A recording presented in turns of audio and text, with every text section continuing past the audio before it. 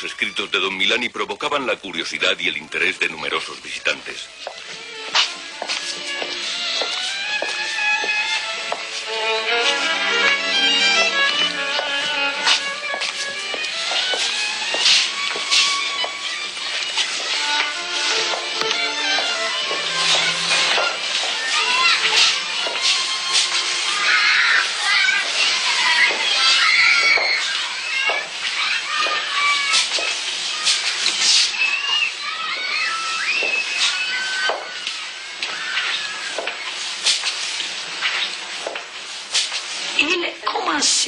Comenzamos un día escribiendo una carta a Mario Lodi. La letra a Mario Lodi. Y fue cuando me di cuenta de que esta escuela era muy interesante. Solo llevaba 2 días viniendo a clase. Volví a la semana siguiente y seguí viniendo durante el resto del año. Hacía lo que podía. Por las mañanas iba a mi colegio y por la tarde venía aquí, donde tenía que enseñar latín al resto de los niños, porque a don Milani, aunque sabía latín, le aburría bastante enseñarlo. Cuando vengas, me decía, coges y les enseñas cómo se corta el hierro, cómo se montan las piezas y cómo se sueldan.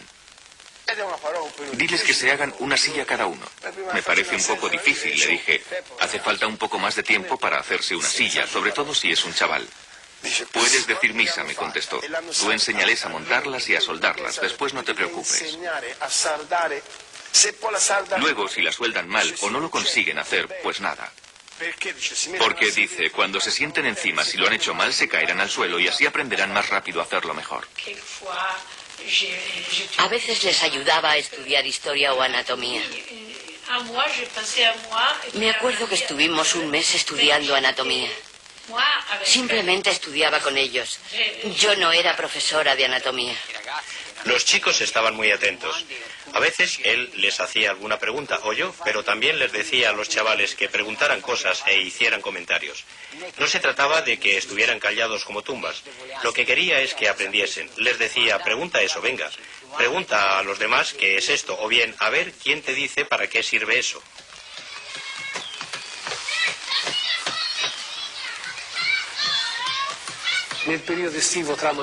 Durante el verano, cuando caía el sol, siempre estaban liados con algo, pero siempre trabajando y divirtiéndose.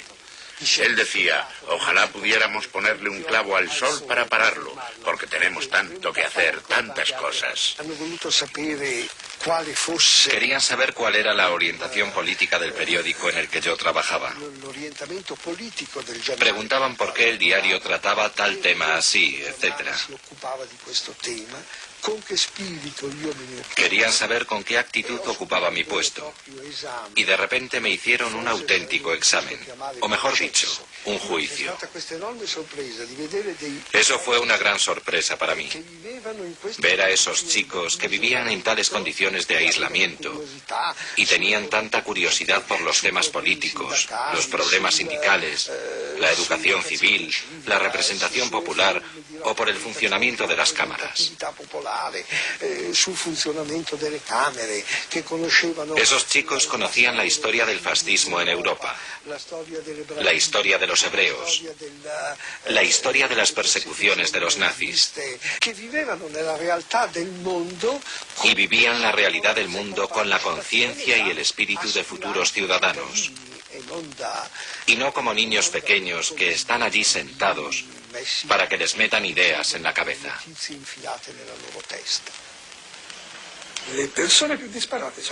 Por Barbiana pasaban todo tipo de personas. Vinieron ministros africanos y nos contaron los problemas que tenían para la gestión de sus países. A veces venía un tal Eric, un sindicalista de Chicago, que nos hablaba de sus experiencias, o bien nos enseñaba una canción, o nos traía discos de Bob Dylan. que luego nosotros nos aprendíamos de memoria.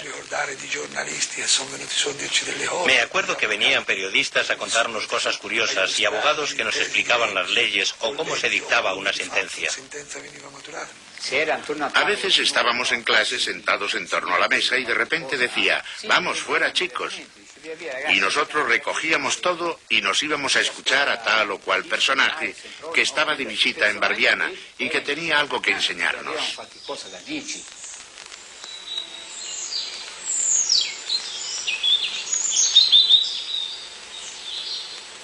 Don Lorenzo Milani ci diceva sempre che dovevamo domandare.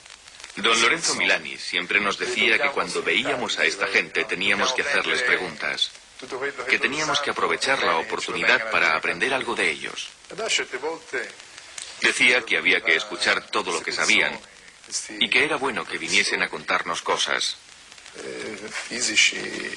Y cuando venían estas personas, profesores, físicos, curas y demás, se enfadaba muchísimo si no les hacíamos preguntas.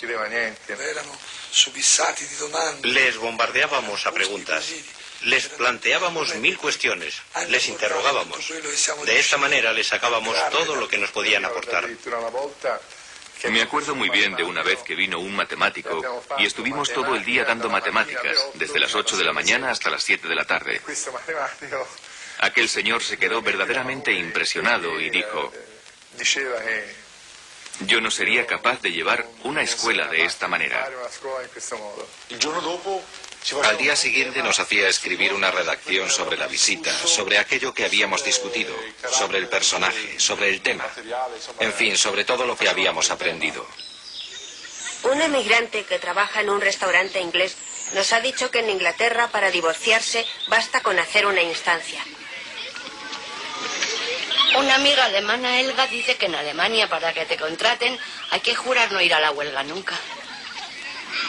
Le hemos preguntado a un pastor eclesiástico sueco, si está de caza y ve moverse un matorral, ¿dispara usted? Sí, ha respondido, y luego voy a mirar. Si es un niño, soy un asesino, y si es una liebre, soy como todo el mundo. Nos ha impresionado mucho escuchar esto de boca de un pastor. Si la persona que venía estaba de acuerdo con él en todo, era su mejor amigo. Pero si esa persona se atrevía a poner en duda sus métodos de enseñanza, el padre le decía, pero admítalo, sus propios hijos seguramente preferirían estar todo el día jugando al fútbol antes que ir a la escuela. ¿Por qué no les compra un jukebox o les mete en un equipo infantil? ¿Por qué no? Aquello era catastrófico. Luego le decía que estaba podrido por la burguesía. Y si el invitado se dejaba arrastrar por sus ideas, que no eran en absoluto las de don Milani, este le daba pie a que las expresara. En fin, cuando se encontraba con alguien totalmente opuesto, le rebatía y le daba una auténtica ducha fría. Nosotros conocíamos esa escena muy bien y siempre estábamos deseando que sucediera. ¿Por qué tenía esa actitud? Yo creo que con esa postura quería demostrarnos que no había que dejarse pisar por nadie. Un día nos llegó una carta diciendo que el cardenal Florid, el cardenal de Florencia, iba a venir a Barbiana. Era el gran enemigo de don Milani. En fin, don Milani había ido a parar a Barbiana como castigo gracias a este personaje. Digo personaje entre comillas. Llegó en un coche. Nosotros teníamos mucha curiosidad por ver este encuentro entre don Milani y el cardenal. Digamos que el cardenal era su superior jerárquico y el padre era una persona muy obediente.